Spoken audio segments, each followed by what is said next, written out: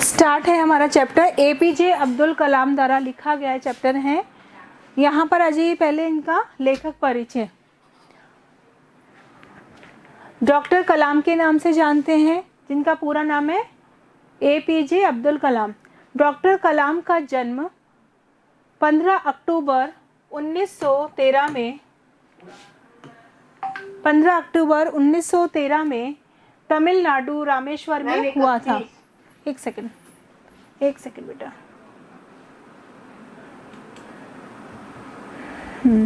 यहाँ पर sorry. Doctor कलाम का जन्म 15 अक्टूबर 1931 में तमिलनाडु रामेश्वर में हुआ था। इन्होंने रक्षा वैज्ञानिक के रूप में ख्याति अर्जित की थी। डॉक्टर कलाम केवल एक योग्य और प्रतिष्ठित वैज्ञानिक ही नहीं, एक संवेदनशील और विचारवान रचनाकार भी थे। युवाओं के साथ अपने अनुभवों को उन्होंने लिखकर उन्होंने निस्वार्थ सेवा, समर्पण और सच्चे विश्वास का संदेश दिया है। डॉक्टर कलाम की अद्वितीय उपलब्धियों के कारण उन्हें देश के सर्वोत्तम सम्मान भारत रत्न से भी सम्मानित किया गया और 27 जुलाई 2015 को इनका निधन हो गया। ठीक है, ये तो हमारा है लेखक परिचय।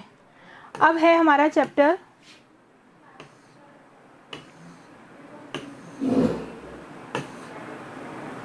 एपीजे अब्दुल कलाम का।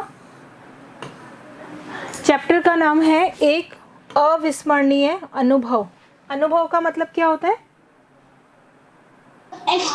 एक्सपीरियंस है ना, जो हम समय के साथ हमें मिलता है। जैसे आप इतनी छोटी उम्र में भी, लेकिन आपको भी बहुत सारी चीज़ों का एक्सपीरियंस हो जाता है। वैसे ही जो जैसे जैसे हमारी उम्र बढ़ती जाती है और हमारे एक्सपीरियंस हमारे अनुभव भी बढ़ते जाते हैं। ठीक है, अब है हमारा विषम परिस्थितियों में। विषम का मतलब क्या होता है?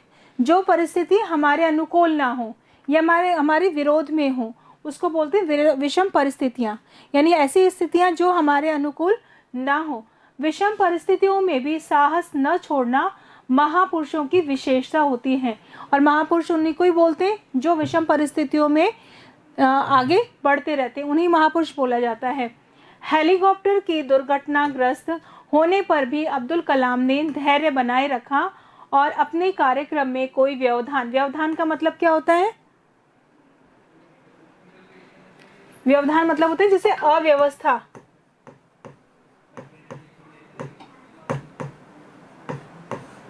नहीं आने दिया। यह घटना बड़े भाई के निश्चल प्रेम को भी दिखाती। इस घटना से मतलब दोनों चीज़ों को पता पड़ता है। एक तो ये कि एक दुर्घटना उनके साथ जो हुई, उसके कारण जिस प्रोग्राम में वो जा रहे थे उस प्रोग्राम को उन्होंने बिगड़ने नहीं दिया, उसमें अव्यवस्था नहीं आने दी। और इसके साथ साथ उनका जो बड़ा भाई है, उनके जो बड़े भाई हैं, उनका उनके प्रति कितना प्रेम है वो भी इस घटना के माध्यम से हमें दिखता है। अविस्मरणीय का मतलब बताया, विस्मरणीय मतलब भूलने वाली, और लगा दिया यानी जो भुलाया ना जा सके, यानी ऐसा अनुभव जिसको हम भुला ना सकते हों। चलिए आगे चलते हैं। इसी में हम दोपहर 2:30 बजे रांची। अब देखो जो यहाँ हम शब्द आया है वो हम किसके लिए आए हैं? एपीजे अब्दुल कलाम, क्योंकि ये किसके द्वारा लिखा गया है? एपीजे अब्दुल कलाम के द्वारा लिखा है, इसीलिए अब्दुल कलाम ने यहाँ पे हम शब्द का प्रयोग किया। हम दोपहर 2:30 बजे रांची हवाई अड्डे पहुँचे। राज्य सरकार ने पवन हंस हेलीकॉप्टर को किराए पर लिया था। हेलीकॉप्टर का है नाम पवन हंस लिया था। मैंने पायलट तो जानते हो ना कौन होता है? हेलीकॉप्टर एयरप्लेन चलाने वाले को पायलट बोलते हैं, प्लेन उड़ाने वाले। पूछा कि क्या ऐसे मौसम में हवाई यात्रा संभव है। देखो वो काफ़ी एक्सपीरियंस थे, तो उन्होंने फ़ौरन भाप लिया कि मौसम ठीक नहीं है, तो उन्होंने फर्स्ट टाइम में उनको देखते कह दिया कि क्या ऐसे मौसम में हवाई यात्रा संभव है। हवाई यात्रा मतलब हेलीकॉप्टर की यात्रा को हम हवाई यात्रा कहेंगे। इस पर उसने मुस्कुराते हुए बेहद ही खूबसूरत यात्रा का भरोसा दिलाया और इस तरह से मुझे 2 अन्य यात्रियों को लेकर हेलीकॉप्टर उड़ गया। यानी कितना जने हो गए? एक तो पायलट था और इस तरह से मुझे तथा 2 अन्य यात्री, यानी कितने टोटल कितने जने हो गए यहाँ पर? 4 हो गए ना। एक पायलट हो गया, एक एपीजे अब्दुल कलाम हो गए और 2 अन्य यात्रियों को लेकर हेलीकॉप्टर उड़ चला। मैंने अक्सर हेलीकॉप्टर से यात्राएं की हैं, लेकिन इस बार मुझे मौसम वाकई का मतलब होता है वास्तव में। आप अपनी किताब में भी लिख लीजिए, वैसे शब्दार्थ आपके पीछे लिखे हुए भी अपने पास में। वास्तव में खराब लगा, लेकिन पायलट काफ़ी चतुर था। एक बार तो ऐसा मौका भी आया कि इतनी बड़ी उड़ान के लिए मैंने उसे बधाई दे डाली कि भाई तुम बहुत ऐसे मौसम में भी इतने अच्छे हेलीकॉप्टर उड़ा रहे हो, तो उसके लिए बधाई देती। घने विस्तृत यानी बड़े जंगलों तथा पहाड़ियों तथा झरनों के ऊपर से उड़ान भरने का अपना अलग ही आनंद होता है। आपने भी जैसे किसी जो बच्चे ऊपर से हवाई यात्रा जिन लोगों ने की, उन्हें पता है कि नीचे का व्यू जो होता है, दृश्य कितना खूबसूरत नज़र आता है। ठीक है, मैंने सोचने लगा कि कैसे इस मूल्यवान प्राकृतिक संपदा क्या मतलब है मूल्यवान प्राकृतिक संपदा का? 6th क्लास कहाँ चले गए? हाँ, मूल्यवान प्राकृतिक संपदा का क्या अर्थ होता है? आपकी आवाज क्लियर नहीं है। मैंने बोला मूल्यवान अब आ रही है बेटा? मूल्यवान, हाँ, yes, ma'am. मूल्यवान का मतलब क्या हुआ? मूल्यवान होता है कीमती। और प्राकृतिक मतलब? कीमती। मैम प्राकृतिक मतलब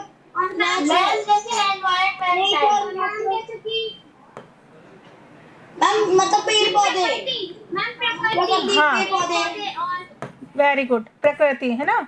और संपदा का मतलब क्या होता है? संपत्ति। संपत्ति यानी कि ऐसी संपत्ति। हाँ, यानी कि जब एपीजे कलाम उस हेलीकॉप्टर के द्वारा उड़ रहे थे, तो ऐसी संपत्ति का वर्णन किया गया है जो बहुत ही कीमती थी। और वो कीमती संपत्ति क्या थी? प्रकृति, यानी ईश्वर के द्वारा बनाई हुई चीज़ें। जो चीज़ें ईश्वर बनाता है उसको प्राकृतिक बोलते हैं। तो ऐसा यहाँ पे कह रहे हैं कि मैं सोचने लगा कि कैसे इस इतनी कीमती, इतनी मूल्यवान जो प्राकृतिक संपत्ति है, उसको छोटे मोटे व्यावसायिक लाभ के लिए काटे जाने से बचाया जाए। क्योंकि देखो अभी ऊपर लाइन आई थी कि झरने, पहाड़ियाँ, जंगल है तो पेड़ पौधे भी होंगे। तो उसका कहने का मतलब है कि लोग बाग क्या करते हैं, अपने व्यावसायिक लाभ के कारण, अपने व्यवसाय यानी व्यापार के कारण, अब वो व्यापार किसी भी तरह आपके कारण वो पेड़ पौधे काट देते हैं, या पहाड़ियों को काट करके, झरनों को रोक करके अपनी जरूरत की चीज सारी प्राकृतिक चीजों को नष्ट कर देते हैं, है ना। हाँ, अब ये यहाँ पे प्रश्नवाचक चिन्ह आया, तो प्रश्नवाचक चिन्ह का मतलब है कि जो एपीजे अब्दुल कलाम है वो अपने आप से प्रश्न पूछ रहे हैं कि लोग पता नहीं छोटे मोटे काम के कारण अपने इतने बड़े जो मूल्यवान प्रकृति है उसको क्यों नष्ट कर देते हैं। अभी मैं ये सोच ही रहा था, ये मन ही मन सोच रहे हैं वो, ये जो प्रश्न कर रहे हैं एपीजे अब्दुल कलाम अपने मन में प्रश्न कर रहे हैं। मैंने महसूस किया कि हम नीचे की तरफ गिर रहे हैं। उनको क्या लगा कि उड़ते उड़ते उनको ऐसे लगा कि जैसे वो आपका जो हेलीकॉप्टर है वो नीचे की तरह लैंड करने लग गया है, तो उनको लगा कि हम नीचे की तरफ गिर रहे हैं। अचानक मैंने नीचे गिर रहे हेलीकॉप्टर को लेकर दोनों पायलटों को चिंतित स्वर में विचार विमर्श करना होता है मतलब बातचीत, उस विषय पर चर्चा पे गंभीर रूप से बातचीत। किसी विषय पर गंभीर रूप से जो बातचीत की जाती है उसे बोलते हैं हम विचार विमर्श। मैं खुद भी सतर्क हो गया। नीचे देखा तो चारों तरफ कई कारें और बड़ी संख्या में लोग दिखाई दिए। हाँ, अचानक मैंने नीचे गिर रहे हेलीकॉप्टर को लेकर दोनों पायलटों को चिंतित स्वर में मतलब विचार विमर्श गंभीर रूप से चर्चा करते हुए सुना। मैं खुद भी सतर्क हो गया। सतर्क होना मतलब संभल जाना, ठीक है। नीचे देखा, हाँ, तो नीचे देखा तो चारों तरफ कई कारें और बड़ी संख्या में लोग दिखाई दिए। उन्होंने देखा कि बहुत सारे लोग वहाँ पर दिखाई दे रहे थे। अब देखिए ये एपीजे अब्दुल कलाम है, ये पायलट है जो फोटो यहाँ पर आपके सामने पिक्चर आई है।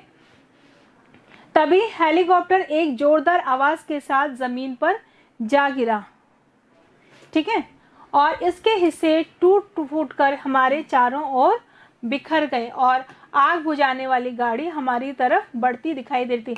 ये रही आग बुझाने वाली गाड़ी को क्या बोलते हैं हम हिंदी में? Fire truck. Fire brigade. हाँ, फायर ब्रिगेड। लेकिन फायर ब्रिगेड तो बोलते हैं, वो तो इंग्लिश में बोलते हैं, लेकिन हिंदी में हमें पता होना चाहिए ना क्या बोलते हैं उसको हम? दमकल। क्या बोलते हैं? हाँ, दमकल, यानी आग बुझाने वाली जो गाड़ी है वो दमकल के नाम से जानी जाती है, दमकल कहते हैं। आगे देखिए इसी में यहाँ पे जो हेलीकॉप्टर क्रैश हुआ है वो दिखाया गया है, एपीजे कलाम, और ये हमारा पायलट, और ये दमकल की पिक्चर, पीछे पेड़ और जो भी प्राकृतिक वो था वर्णन वो है। बिना किसी उद्वेलित हुए, उद्वेलित का मतलब क्या है?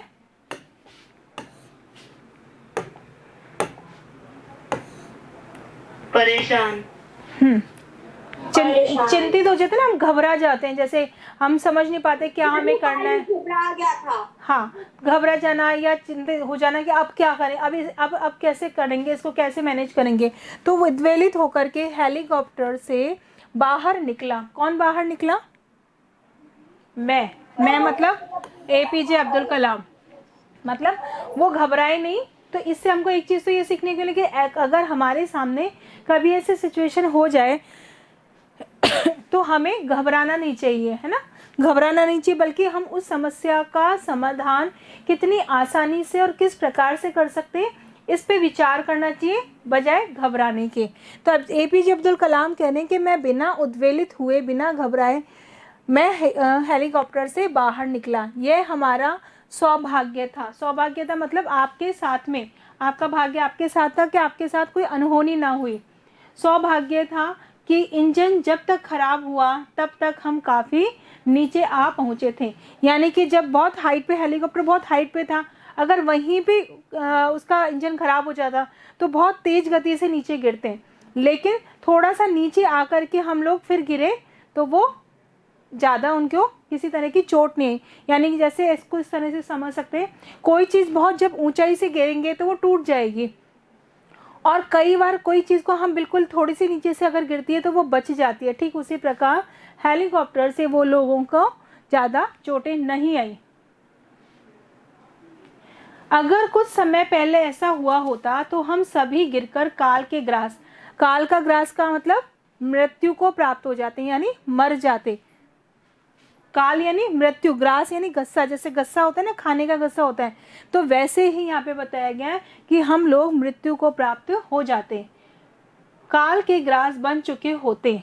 पायलट काफ़ी घबराए हुए थे और असहाय से मुझे देख रहे थे। उनको ऐसा लग रहा था कि अब कुछ भी ऐसी व्यवस्था नहीं कि क्या करें हम, तो इसलिए वो असहाय होके जो पायलट थे दोनों, वो मुझे देख रहे थे। किसको देख रहे थे? एपीजे अब्दुल कलाम को। मैंने उनके हाथ पकड़े और उनका शुक्रिया अदा। देखिए अब इसमें एक चीज़ और सीखने को मिली हमको। पहली चीज़ हमने ये सीखी कि फर्स्ट चीज़ जो क्या सीखी कि हमें कभी भी किसी भी तरह की कितनी भी बड़ी मुश्किल आ जाए लेकिन घबराना नहीं चाहिए, बल्कि हिम्मत से उस समस्या का समाधान करने का तरीका सोचना विचारना चाहिए। पहली चीज़ तो चाहे कितनी भी बड़ी संकट क्यों ना आ जाए, क्योंकि परेशान होने से तो वो संकट का हल नहीं होगा, लेकिन उस पर विचार किया जाएगा तो किसी समस्या का हल हम कर सकते हैं। दूसरी चीज़ यहाँ क्या सीखने को मिल रही है, शिक्षा जो मिल रही है वो देखो, मैंने उनके हाथ पकड़े और उनका शुक्रिया अदा किया। मैंने उनसे कहा कि हवाई मशीनों के साथ कभी कभार ऐसा हो जाता है। आप बताइए कि इस लाइन में हमको क्या शिक्षा मिली, क्या सीखने को मिल रहा है आपको? कुछ ऐसा क्या लगा इसमें? चाहे कोई भी मुश्किल आ जाए हमें डरना नहीं चाहिए। अगर मैम हम उसका सामना और अगर डरेंगे नहीं ना तो उसका हल अपने आप आ जाएगा अपने दिमाग। नहीं बेटा देखो, ये तो हमने यहाँ पढ़ा था फर्स्ट वाले का कि हमें डरना नहीं चाहिए, लेकिन यहाँ हमको क्या समझ में आ रहा है कि जब कोई ऐसी सिचुएशन आ जाए, परेशानी की सिचुएशन आती है, तो सामने वाले को मोटिवेट करना चाहिए। उसको ये नहीं, वो चाहते तो एपीजे अब्दुल कलाम उसको डांट लगा सकते थे उसी समय, समझ रहे हो मेरी बात, उस समय डांट सकते थे, तुम्हें मैंने पहले ही कहा था कि मौसम ख़राब है मत चलो, लेकिन तुम आए। तो इस तरह से अगर डांटते तो और ज़्यादा वहाँ स्थिति खराब हो सकती थी, लेकिन उन्होंने उसमें पॉजिटिविटी यानी सकारात्मक ढूंढा। तो यानी कि ऐसी स्थिति भी हो तो हमें पॉजिटिविटी ढूंढनी चाहिए उस समय कि अरे कोई बात नहीं, जैसे मान लीजिए आपसे कोई चीज़ का नुकसान हो गया, कोई चीज़ बहुत कीमती चीज़ थी मम्मी की, वो आपसे टूट गई। आप क्रॉकरी, मान लीजिए क्रॉकरी मम्मी लेकर आई बहुत खूबसूरत सी, और आपको सावधान होने के लिए कहा देखो बेटा आप यूज़ मत करो, ऐसा नहीं टूट जाए, पूरा सेट खराब हो जाएगा। लेकिन आपने कहा नहीं नहीं मम्मी मैं ले जा सकती हूँ, मैं हैंडल कर लूँगी इसको, कोई दिक्कत नहीं है। और बाय द वे किसी भी कारण से वो क्रॉकरी आपके हाथ से, वो कप गिर गया या बाउल गिर गया तो वो टूट गया। एक तो ये होता है कि मम्मी उसी समय आपको डांट लगाए या पिटाई भी लगा दे एक बार, तो कि तुम्हें मना किया था ना कि नहीं लेना है, फिर भी तुम नहीं मानी, देखो अब तुमने सेट पूरा ख़राब कर दिया। एक ही होता है। और एक मम्मी आपको इस तरह से कि कोई बात नहीं बेटा टूट गया तो कोई बात नहीं, देखो ध्यान रखना कहीं तुम्हें चोट तो नहीं लगी, अच्छा हुआ थैंक गॉड कि तुम बच गई, तुम्हारे मतलब तुम्हारा कोई चुभ नहीं गया हो, ठीक है। तो इस तरह से ऐसी सिचुएशन जब आए तो हम एक दूसरे को मोटिवेट करें, या आपके छोटे भाई बहन से कुछ ऐसा गलती हो जाए तो आप भी उसको समझाएं, गुस्सा ना करें। आ गया समझ में। तो दो चीज़ हमने सीखी कि पहले हमको डरना या घबराना नहीं चाहिए परेशानी में, दूसरा कि हमें ऐसी सिचुएशन में दूसरे को मोटिवेट करना चाहिए, डिमोटिवेट नहीं करना चाहिए, मतलब उसमें नकारात्मक नहीं डाल देना चाहिए। तो एपीजे अब्दुल कलाम ने क्या कहा, उसके हाथ पकड़े और उनका शुक्रिया अदा किया कि मैंने उनसे कहा कि हवाई मशीनों के साथ कभी कभार ऐसा हो जाता है, यानी वो तुम्हारी गलती नहीं, कोई बात नहीं, वो मशीन थी ख़राब हो गई, इसमें तुम्हारा कोई मिस्टेक नहीं है। और पायलट होने के नाते उन्हें बहादुरी से इस घटना को लेना चाहिए। और क्या कहा कि तुम एक पायलट हो और तुम्हारे सामने ऐसी सिचुएशन जीवन में कई बार आ सकती है, तो तुम घबराओ मत, बल्कि ऐसी सिचुएशन का सामना करना सीखो। क्लियर। चलिए आगे आता है इसमें, मुझे रामकृष्ण विद्यालय के छात्रों को संबोधित करना था। एक विद्यालय का नाम है, विद्यालय मतलब स्कूल, एक स्कूल का नाम है जहाँ पे एक सेमिनार था और वहाँ उन छात्रों को संबोधित मतलब उनसे उसमें अपना प्रोग्राम उनको देना था, और वे सब इंतज़ार कर रहे थे। यानी आपको मैंने जब ये चैप्टर समझाया था तब बताया था कि जैसे मान लीजिए हमारे प्रोग्राम, कोई स्कूल में प्रोग्राम है और हमारे चीफ गेस्ट जब आ रहे हैं, हम वेट कर रहे हों, काफ़ी देर तक इंतज़ार कर रहे हों, बाय द वे कोई बारिश हो गया हो या कोई एक्सीडेंट हो जाए या कोई रास्ते में कोई जाम लग जाए जिसके कारण वो नहीं आए, तो इस और हम लोग उनका वेट करते रहे, है ना, अपने आप को उस जगह जब पहुंचा दोगे तो चैप्टर और इजी समझ में आएगा। तो सभी लोग वहाँ पर इंतज़ार करने रहे थे, लिहाजा हम दुर्घटना स्थल से तुरंत रवाना हो गए। रवाना हो गए मतलब जहाँ दुर्घटना हुई थी उस जगह से वहाँ से हम चल दिए, हम वहीं नहीं रुके रहे बल्कि हम वहाँ से चले गए। स्कूल के प्रधानाचार्य कृष्णा स्वामी, प्रधानाचार्य का मतलब कौन होता है आपके, जैसे प्रिंसिपल, जो वहाँ के प्रधानाचार्य थे, प्रिंसिपल थे, उनका नाम था कृष्णा स्वामी। विद्यालय का नाम था रामकृष्ण और प्रधानाचार्य का नाम था कृष्णा स्वामी ने मेरी अफगानिका का मतलब होता है जिसे आप बोलते हैं वेलकम। जब हमारे घर में कोई गेस्ट आता है या स्कूल में किसी प्रोग्राम में हमारे जब चीफ गेस्ट आते हैं तब हम उनका वेलकम करते हैं, तो वेलकम को हम हिंदी में बोलते हैं अफगानी की। और ऑडिटोरियम में जब मैं मंच की तरफ बढ़ रहा था तो बच्चों ने फूलों की पंखुड़ियों से बारिश कर मुझ पर की। यानी जब वो आए तो उनका वेलकम करने के लिए मंच पर जब जा रहे थे तो स्कूल के जो बच्चे थे उन्होंने फूल की पंखुड़ियाँ, गुलाब के फूलों की पंखुड़ियों से हम स्वागत करते हैं ना जब हम लेकर जाते हैं, तो बारिश मुझ पर की। अब आगे देखिए, दुर्घटना की सूचना। देखो एक शब्द होता है घटना, अगर वो बुरी हुई तो उसमें लग जाता है दू, ठीक है। तो दू का मतलब बुरी घटना, यानी कि दुर्घटना, यानी एक घटना हुई। अब कई बार घटनाएं अच्छी भी हो जाती हैं, लेकिन जब बुरी घटना हुई तो उसको बोलेंगे दू लगा देंगे, यानी दुर्घटना। दुर्घटना की सूचना वहां पहुंचने से पहले ही पहुंच चुकी थी। यानी कि मेरे जो एक्सीडेंट हुआ इसका हेलीकॉप्टर के उसका क्रैश होने का, तो ये वाली बात वहाँ स्कूल में पहले ही सबको पता चल चुकी थी। आशंकित बच्चे शांतिपूर्वक बैठे हुए प्रतीक्षा कर रहे थे। आशंकित मतलब उनको क्या था? आशंकित मतलब क्या है? क्या होता है आशंकित? आशंकित मीन्स कैसे चिंता में, मतलब जब कोई हमको टेंशन होती ना कि ऐसा होने की, मतलब एक सिचुएशन आ जाती है कि क्या होगा क्या नहीं होगा, उसको बोलेंगे आशंकित, है ना। जिसका हमें आशा नहीं हो फिर भी ऐसी कोई घटना हो जाए तो जिस पर थोड़ा थोड़ा शक हो कि शायद ऐसा होना हो जाए, होता है ना कई बार हमको डर, अरे ऐसा ना हो जाए, ऐसा ना, एक अजीब सा डर सा हमारे अंदर हो जाता है। तो वो ऐसी घटना आशंकित बच्चे शांतिपूर्वक होकर के, जिन बच्चों को इस बात का पता चला वो बच्चे चुपचाप शांतिपूर्वक वहां बैठकर उनका इंतजार कर रहे थे। आगे देखिए, सॉरी, तनाव को हम कम करने के लिए मैंने उन बच्चों को संबोधित करना शुरू किया। देखिए जब क्या होता है कि जब कोई हमारे सामने समस्या आ जाती है ना, मान लीजिए आपका किसी कारण से आप गिर गए या चोट आ गई, एक्सीडेंट हो गया, तो आपके दिमाग में वो चीज़ घटना निकल नहीं पाती है, आप रह के वही चीज़ आपके दिमाग में आती रहती है, और जिसके कारण कई बार जब ऐसी कोई घटना, भयानक घटना अगर व्यक्ति के साथ हो जाती है तो वो उसको भूल नहीं पाता और रात दिन उसी के बारे में जब सोचता रहता है तो सदमे में भी चल सकता है।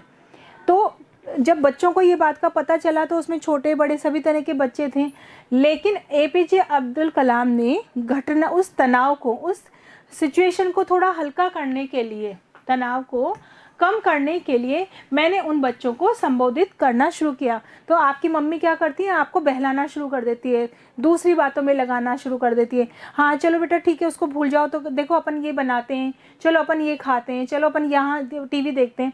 तो आपके माइंड को थोड़ा सा चेंज करने के लिए हम दूसरी बात को शुरू कर देते हैं।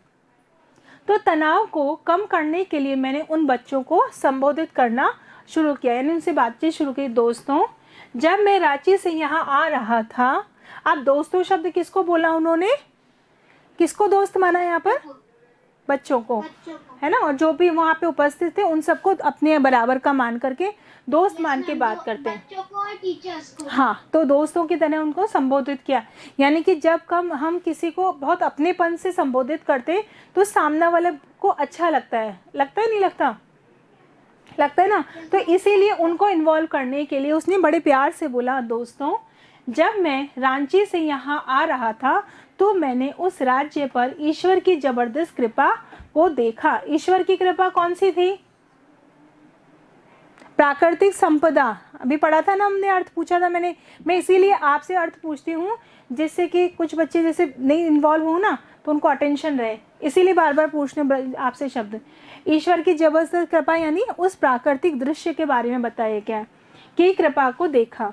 यहाँ की धरती के अंदर और ऊपर अपार खनिज संपदा है और झारखंड के मैदानी भागों की उपजाऊ मिट्टी फसलों के लिए बहुत ही अच्छी है।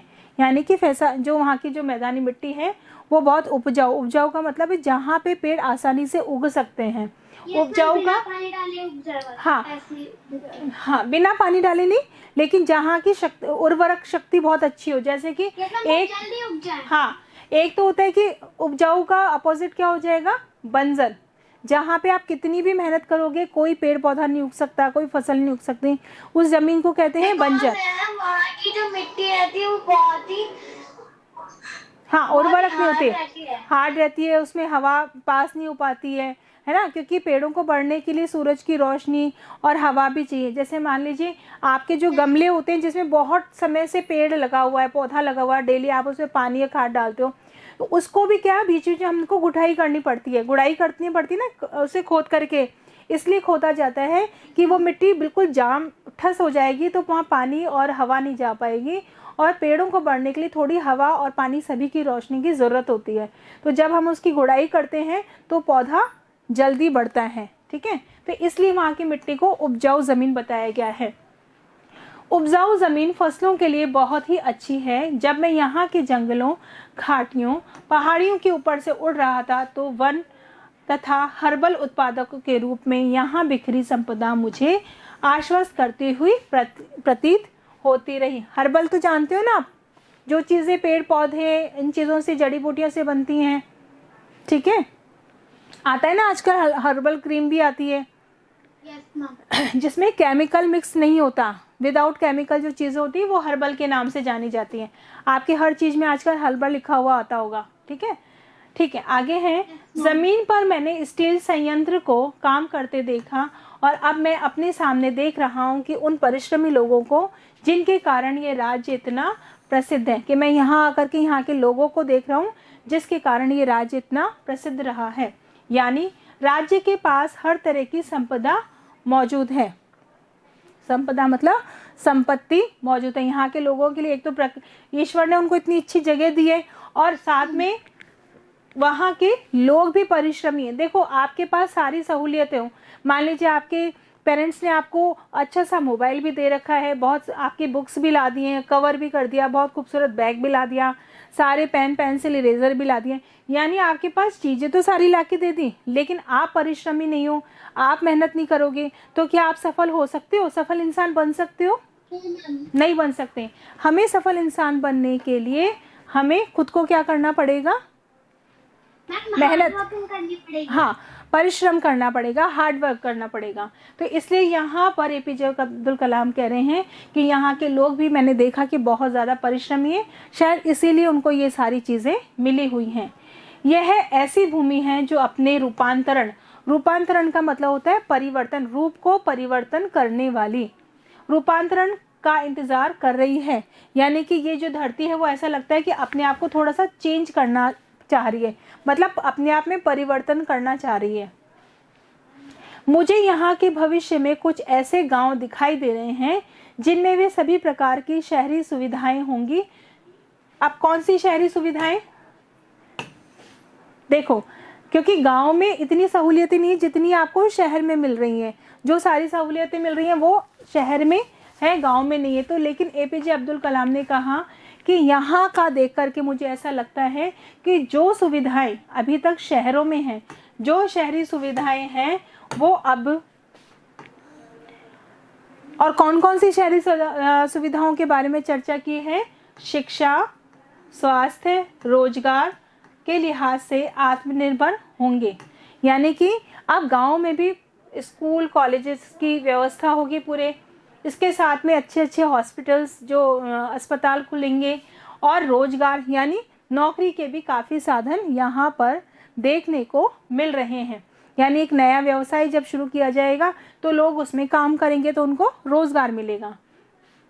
आज की घटना मेरे शेष जीवन में मिशन की रूपरेखा तैयार करेगी। अब देखिए इसमें क्या होना चाहिए कि आपका, हमारे जीवन में अगर कोई घटना घटित होती है, कोई भी घटना घटित होती है तो उस घटना से हमें कुछ ना कुछ सीख लेनी चाहिए और उस सीख के कारण हम अपना काम कर सकते हैं। अब जीवन में भविष्य में कुछ अच्छा आगे बढ़ सकते हैं। कैसे? कि जैसे एपीजे अब्दुल कलाम के जीवन में वो जो घटना हुई थी उनसे उन्होंने एक सीख ली, और क्या ली कि यहाँ उतरने के बाद मैं राज्य की संपदा को देखकर अपनी परेशानी को ही भूल गया। मतलब इतनी अच्छी लगी उनको संपदा कि वो जो उनकी इतनी बड़ी परेशानी थी वो भी उनको दिमाग से निकल गई। आप अपनी इस बुनियादी योग्यता को इस्तेमाल झारखंड का विकसित राज्य बनाने में के लिए कैसे कर सकते हो? अब देखिए यहाँ पे प्रश्न पूछ रहे हैं, कौन पूछ रहे हैं? एपीजे अब्दुल कलाम। किससे प्रश्न पूछ रहे हैं? उन बच्चों से ये पूछ रहे हैं कि आप अपनी योग्यता को, झारखंड को और ज़्यादा विकसित बनाने के लिए किस प्रकार इसका प्रयोग कर सकते हो। इसके लिए आपको मिशन भावना से प्रेरित होकर के काम करना पड़ेगा। कोई भी चीज़ का एक मिशन बनाना पड़ता है कि भाई मुझे तो एक टारगेट लेके चलना पड़ता है कि नहीं, मुझे ये काम करना है और इस काम में मैं सफल होऊंगा, चाहे इसके लिए मुझे कितनी भी मेहनत करनी पड़े, कितना भी लोगों को अपने साथ जोड़ना पड़े, लेकिन मैं जीवन में इस मिशन को लेके अगर चलूँगा तो मैं ज़रूर सफल होंगे। यानी APJ अब्दुल कलाम के इस चैप्टर में हमें तीसरी जो चीज़ सीखने को मिल रही है वो भी है कि एक मिशन, किसी भी मिशन को लेके अगर हम चलेंगे, किसी एक चीज़ को हम एक टारगेट बना के चलेंगे तो अवश्य सफल होते हैं। ठीक है, आगे लास्ट है आपका, और ज़्यादा है क्या, बस थोड़ा सा है, कंप्लीट करवा देती हूँ।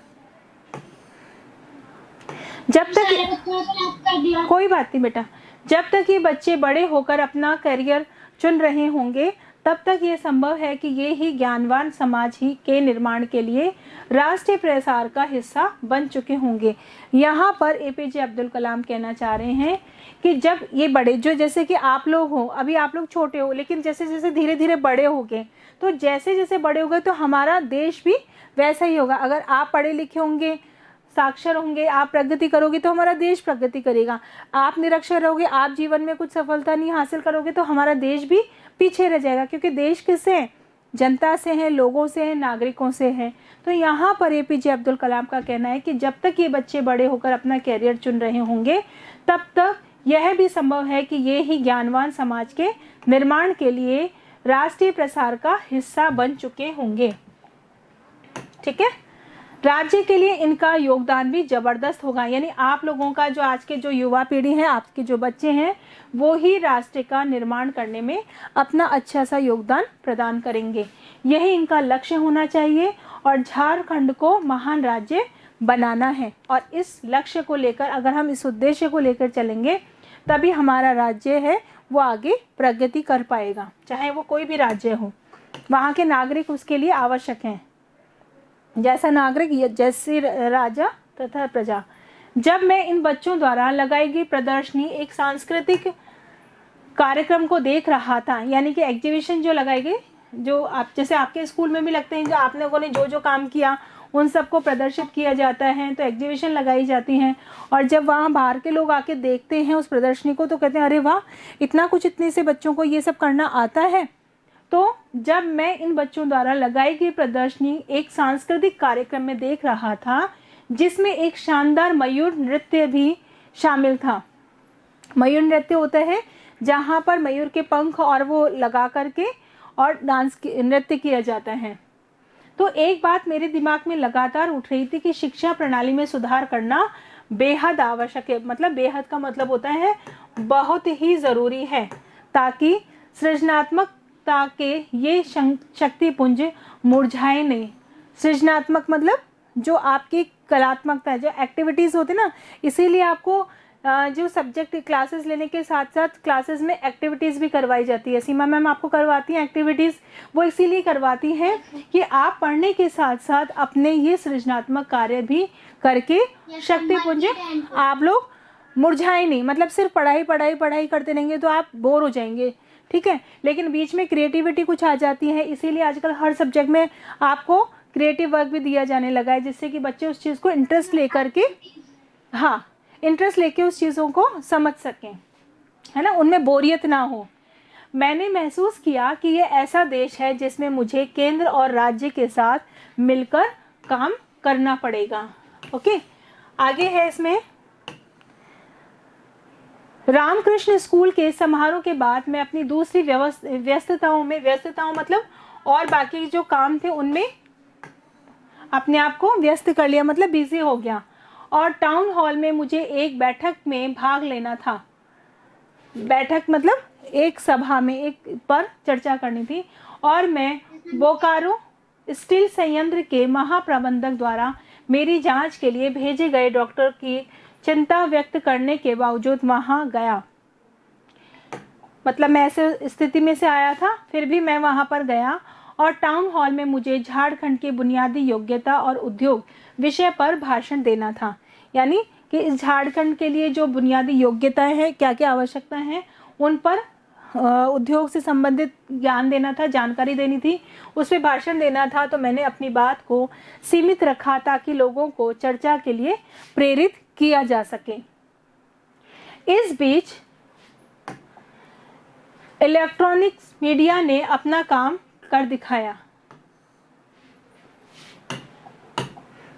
काम कर दिखाया। चूंकि हमारे आने की कवरेज के लिए इलेक्ट्रॉनिक मीडिया पहले से ही मौजूद था, इसलिए हेलीकॉप्टर की दुर्घटना होने की खबर जल्द ही पूरे देश में फैल गई। यानी कि जब भी कोई घटना होती है कि वहाँ के संवाददाता आकर के, रिपोर्टर आकर के वो चर्चा सब जगह दी देते। जैसे आजकल तो हमारे टीवी हो गए हैं, न्यूज़ चैनल्स बहुत सारे हो गए, उस न्यूज़ चैनल्स पे उस जगह की सारी घटनाएं लोगों तक फ़ौरन पहुंच जाती हैं। मेरे हाल चाल जानने के लिए फ़ोन आने लगे। अब जब लोगों को पता चला कि एपीजे अब्दुल कलाम का जो हेलीकॉप्टर था वो दुर्घटनाग्रस्त हो गया, तो लोगों के लिए चिंता का विषय बन गया और लोग फिर मुझे फ़ोन करने लगे। मैं बैठक में व्यवधान नहीं होने देना चाहता था, मतलब अव्यवस्था नहीं होना देना चाहता था, इसलिए मैंने मोबाइल फ़ोन डॉक्टर विजय राघव को दे दिया, उनके असिस्टेंट वगैरह होंगे उनको दे दिया, जो रांची सड़क से मार्ग से वहाँ पहुँचे थे। मतलब वो तो किससे आए थे?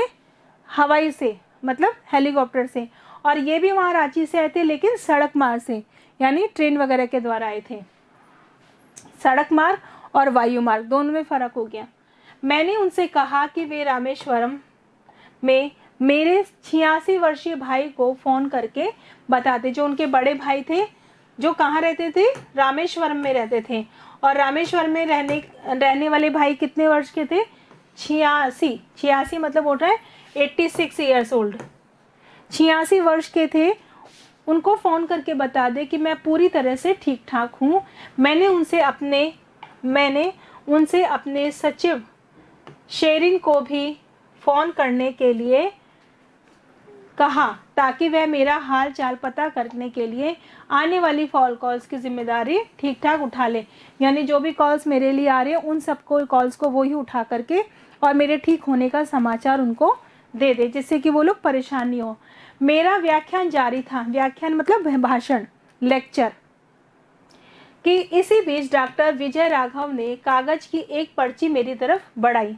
जब हम कोई मीटिंग में होते हैं तो क्या करते हैं कि आगे बोलते नहीं जिससे डिस्टर्ब नहीं हो, बल्कि स्लिप में लिख करके कुछ आ जाता है तो उसको वो पढ़ लेते हैं, अगर ज़रूरत होती है तो उस पर चर्चा होती है, नहीं तो उस चीज़ को हटा दिया जाता है। तो इसी प्रकार जब उनका व्याख्यान चल रहा था, उनका भाषण चल रहा था, उस समय विजय राघव ने कागज़ की एक पर्ची मेरी तरफ बढ़ाई। आपके भाई को यकीन, क्या लिखा हुआ था उसमें? आपके भाई को यकीन नहीं हो रहा था कि आप सकुशल हैं। यदि आप वाकई ही सकुशल हैं तो उन्हें आपकी आवाज़ सुनकर ही तसल्ली होगी। बड़ा भाई जीवन भर बड़ा ही रहता है। यानी कि जो हमारे बड़े होते हैं वो रिस्पॉन्सिबल रहते हैं। आपके भी घर में जैसे आपके माता पिता हैं, अगर आपकी कोई प्रॉब्लम होती है तो वो उसके प्रति रिस्पॉन्सिबल रहेंगे, उनको चिंता रहती है आपके हर एक चीज़ पर। तो मैंने अपने बड़े भाई को भरोसा दिलाने के लिए अपना व्याख्यान बीच में ही छोड़ा। लेकिन उन्होंने ऐसा नहीं कि अपने भाई से बात नहीं करी हो, बल्कि जब उन्हें पता पड़ा कि उनके भाई उनके लिए परेशान हो रहे हैं तो उन्होंने बीच में ही अपने लेक्चर को, व्याख्यान को छोड़ करके उनसे बात इसलिए कि जैसे उनको तसल्ली हो जाए कि हाँ वास्तव में मैं बिल्कुल ठीक हूँ। ठीक है, तो यहाँ पर उनके बड़े भाई के प्रति जो प्रेम है उनका, वो भी बताया गया है। चैप्टर आपका पूरा कंप्लीट हो चुका है। ठीक है, जो नहीं आए आप फिर भी पूछ लीजिए। ओके, थैंक यू बेटा। Bye ma'am. बाय बच्चे। Have a nice day ma'am. Same to you बेटा।